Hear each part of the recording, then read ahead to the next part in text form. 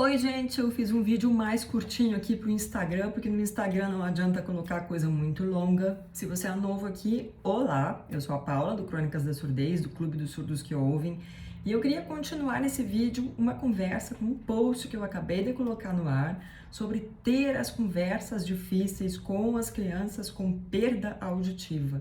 Contei bastante nesse post sobre a minha experiência pessoal, porque eu fui uma criança com perda auditiva cuja mãe foi avisada cedo sobre a minha surdez, mas disse o quê? A minha filha não tem problema nenhum. Essa mulher é louca que fez o exame. Então, assim, entrou num estado total de negação, não falou sobre isso, não me explicou o que eu tinha, não buscou entender o que eu tinha, quais eram as opções e tudo mais. E eu cresci sem saber que estava ficando cada dia mais surda. Eu cresci ouvindo todo tipo de gracinha e comentários, sem entender o que estava acontecendo comigo, mas sabendo que tinha alguma coisa muito errada comigo, sim. Então, faltaram muitas conversas na minha família comigo sobre a minha deficiência. E quando eu fico pensando nesse trabalho que eu faço aí, de conectar pessoas com perda auditiva, de passar toda a informação possível, eu acho que isso tem muita ligação com a minha criança ferida. Porque ela é uma criança que ainda pulsa aqui dentro, é uma criança que não teve suas questões resolvidas, várias delas, entre elas a surdez. E por isso, eu acho que convido você que está assistindo esse vídeo, que é pai ou mãe de uma criança surda, ou que é um adulto que conhece um pai e uma mãe de uma criança surda que ainda está lá sufocado, se afogando no próprio sentimento, na própria raiva que sente do diagnóstico de surdez do filho e não fala sobre isso e transformou a surdez num tabu, e a criança não tem as ferramentas que ela precisa para navegar pelo mundo, porque na hora que seu filho entra na escola, entra na creche, ele tá de muitas formas por conta própria. E se você não conversou com ele sobre a surdez dele, sobre as perguntas que as pessoas vão fazer, sobre coisas que podem acontecer com ele em vários momentos, em várias situações, em função da surdez, sobre como é importante que ele explique para os colegas e para os professores a respeito de como é o jeito mais adequado de se comunicar com ele, porque as pessoas não sabem, as pessoas têm curiosidade, tudo que é novo, tudo que é fora do padrão, do algoritmo que aquela pessoa conhece ali no dia a dia dela, vai causar estranheza, curiosidade, nada mais natural do que isso. Só que você precisa conversar com o seu filho sobre essas coisas todas, porque senão ele vai descobrir sozinho de um jeito muito difícil.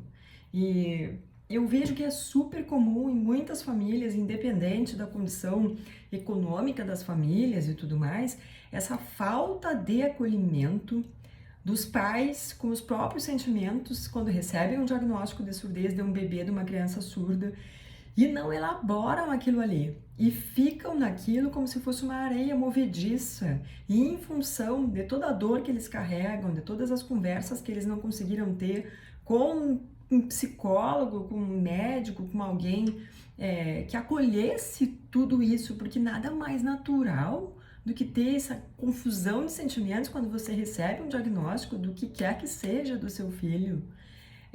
Esses pais, eles não se fortalecem e por não se fortalecerem, eles não conseguem fortalecer os seus filhos e a família inteira se enfraquece nesse processo. Só que quando a gente pensa em quem é o elo mais fraco dessa corrente, são as crianças.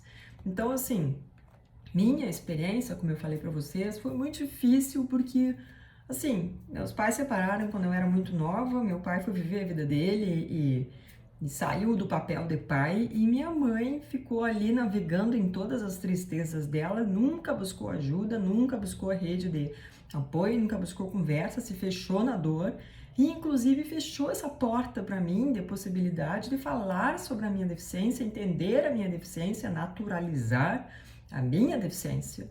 Então eu acho fundamental falar sobre isso com todas as letras, porque pelos relatos que eu recebo, pelas conversas que eu acompanho em comunidades digitais, tanto na minha, do Clube dos Surdos que Ouvem, quanto nas comunidades gringas que eu faço parte, é muito comum os pais paralisados na dor que não conversam, E as crianças crescem tendo que aprender a navegar por esse mundo dos sons, tendo deficiência auditiva sozinhas. E é muito difícil. Acho que a coisa que mais me marcou foi essa solidão da surdez, porque eu sinto que às vezes eu me pergunto assim, será que era eu que não queria falar sobre a minha surdez? Ou será que era o ambiente que eu estava que proporcionava zero oportunidade de fazer isso? E por isso eu entendi que eu não queria falar sobre a minha surdez. Será que esse tabu era meu? Ou será que esse tabu me foi entregue numa bandeja de prata como um presente? Aqui está o elefante branco sobre o qual não vamos falar. Então, olhando para essa trajetória, podia ter tudo sido tão mais leve, tão mais fácil, com tão mais informação. Tudo podia ter sido diferente. Não vai ser porque eu cresci, minha mãe faleceu, a gente não teve tempo de ter as conversas que eu adoraria ter com ela. Inclusive, em função disso, eu tô terminando um projeto que eu fiquei tão feliz de ter conseguido fazer, que é um livro, se chama Mãe, me conta a história da minha surdez. Porque às vezes a gente não sabe, a gente não faz as perguntas e nada mais justificável, porque afinal, quando nós somos crianças com perda auditiva, a gente ainda não está na fase de fazer grandes reflexões e grandes perguntas sobre esse rolê todo. Mas depois que a gente cresce, nada mais natural do que querer conhecer essa história e conhecer a versão dos nossos pais, especialmente da mãe, que é quem mais se envolve, mais acompanha nesse rolê todo.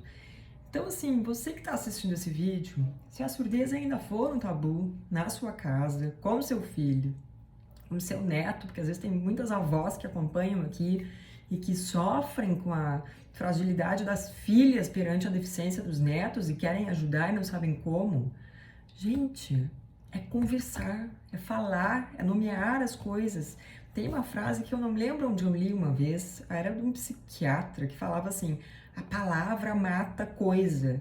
Por isso que fazer terapia, quem gosta e tem oportunidade, condições de fazer, é tão transformador, é tão maravilhoso, porque na verdade você está conversando em voz alta sobre todas aquelas ruminações e sentimentos confusos que habitam a sua cabeça e o seu coração. Então, quando você consegue fazer isso, tudo parece bem menor do que realmente é aqui e aqui. Então, vamos fazer isso.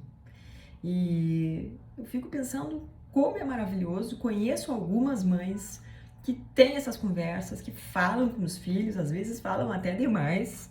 Já tive crianças que chegaram para mim e falaram assim, pede para minha mãe parar de falar sobre surdez. Mas eles não entendem ainda o que isso significa, sabe?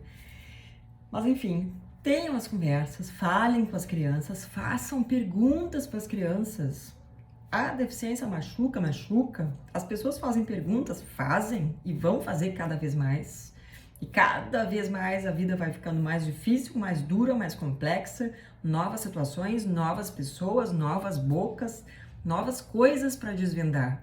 E se a gente fala sobre isso sem frescura, abertamente, não tem mistério, pode vir a situação que vier, que a gente tira de letra. O problema é quando a gente não fala, quando a gente não faz pergunta, quando ninguém nos pergunta nada sobre o que a gente vive, como que a gente se sente, o que a gente pensa sobre essa deficiência que está conosco, que vai ficar conosco até o fim da vida, e de repente chega uma situação nova, e de repente chega uma pessoa nova, e de repente chega uma pergunta nova, de repente chega... Você é surdo e você paralisa e não sabe o que responder.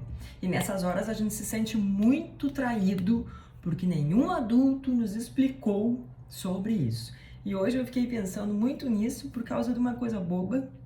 Meu filho falou que o dente dele estava doendo. E eu pensei, esse dente tá mole. E já tivemos algumas conversas com ele em casa, explicando que os dentes caem, depois nasce o dente que fica com a gente pelo resto da vida. E toda vez que a gente falava sobre isso, ele arregalava o olho e ficava bem assustado. E a gente não acolheu muito isso. Então, agora que ele tá com o primeiro dentinho dele mole, ele apavorou. E aí olhou e falou pra gente assim, vocês não me explicaram nada. Então, assim, isso pode ser aplicado para várias coisas, seja um dente mole, seja a deficiência auditiva. Quando você sente que tem um ponto de dor ali, olha para esse ponto de dor, acolhe esse ponto de dor, fala com esse ponto de dor, não deixa ele ali latejando, sabe por quê? Porque no caso da surdez, às vezes esse ponto de dor fica latejando a vida inteira. E não precisa ser assim. Vamos continuar essa conversa lá no Clube dos Surdos que Ouvem. Espero vocês. Um beijo.